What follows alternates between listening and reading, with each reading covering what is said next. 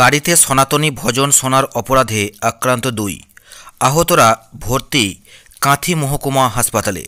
এই দৃশ্য বাংলাদেশের নয়, খোদ বাংলার বুকে, তাও আবার অধিকারী গড়ে। নিজের সামাজিক মাধ্যমে ভিডিও পোস্ট করে দাবি করলেন রাজ্য বিধানসভার বিরোধী দলনেতা শুভেন্দু অধিকারী। শুভেন্দু অধিকারী নিজের পোস্টে দাবি করেছেন, কাঁথি সেন্ট্রাল বাসস্ট্যান্ডে ওয়াকফ সংশোধনী বিল বিরোধী সভা চলছিল।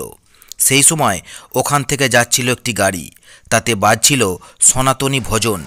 তাতেই গাড়ির ওপর চড়াও হন সভায় আসা লোকজন। কোনো প্ররোচনা ছাড়াই গাড়িটি ভাঙচুর হয় বলে অভিযোগ করেন। চলে তাণ্ডবও। গাড়িতে থাকা যাত্রীদের বেধড়ক মারধর করা হয় বলে অভিযোগ করেন শুভেন্দু অধিকারী। ঘটনার ভিডিও পোস্ট করে শুভেন্দু তীব্র নিন্দা জানিয়েছেন।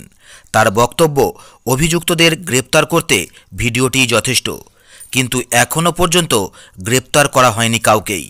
বাংলাদেশে হিন্দু নিধন সোচ্চার শুভেন্দু। একাধিক জায়গায় অরাজনৈতিকভাবে তিনি প্রতিবাদ চালাচ্ছেন। বাংলাদেশের এই অস্থিরতার মধ্যেই বাংলার এই ভিডিও পোস্ট করে শোরগোল ফেললেন তিনি। নমস্কার বন্ধুরা।